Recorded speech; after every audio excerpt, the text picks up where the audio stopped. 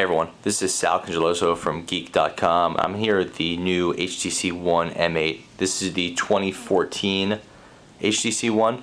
Last year's model is now known as the HTC One M7, and like I said, the 2014 model is known as the M8. You could tell this model pretty easily by looking at it based on the updated aluminum. This is what the company calls a hairline aluminum finish. If I zoom, you can kind of see the sort of the brushed look to it, and that's the hairline. Whereas last year was sort of a matte aluminum finish. They're both really nice, and these are some of the best hardware out there on any phones. But this has been redesigned. There will be some new finishes coming in the future, we're told.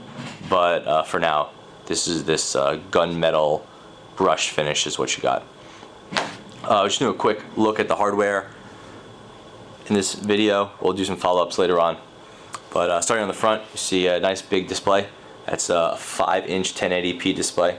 The phone itself is it's on the hefty side. It's 5.6 ounces or 160 grams for you metric guys.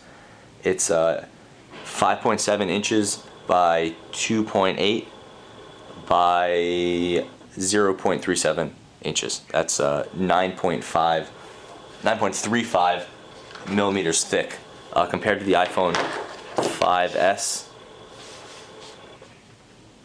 It's sorry, the iPhone 5. It's a good deal bigger, but you know, that 5 inches is really in the sweet spot for Android phones, according to a lot of people.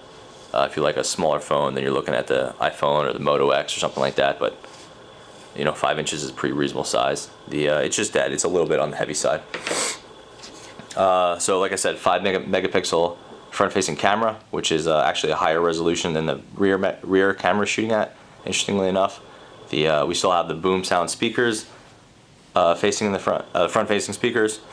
Then flipping it over, we have the LED flash, and then the dual Ultrapixel cameras. So technically, this is the Ultrapixel camera, and this is for the depth of field sensing. But they combine to be that Ultrapixel camera with some of the refocusing abilities that we heard about. On the inside, we have a Snapdragon 801 processor that runs at that carries 2 gigabytes of RAM and it's quad core. It also is 16 gigabytes of storage, of which 10 gigabytes are usable. And then on the side here, you could see, if this will focus, there's your nano SIM, and using a SIM card tool, you could actually get at the micro SD storage. So storage is not an issue. The phone's 16 gigabytes, but you could drop in a 64 gigabyte micro SD card, and you know, you're cruising as far as storage goes.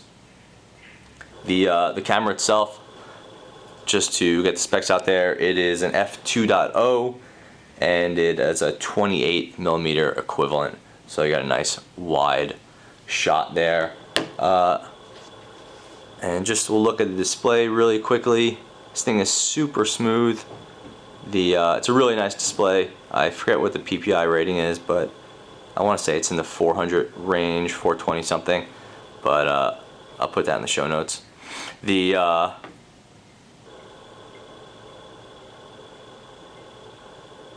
LTE, of course, and just moving around, you can see this thing is super smooth. One of the nicest Android experiences we've seen so far, and even doing some of the things that cause some of these phones to choke a little bit, we're not seeing. Pull up the camera. Yeah, so really quick there. So nice work. That's it for now. We'll do some follow-up videos with this, some how-tos and stuff like that. If you have any requests, put it in the comments. But for now, this is Sal Congeloso with a look at the HTC One M8 hardware. Thanks for watching.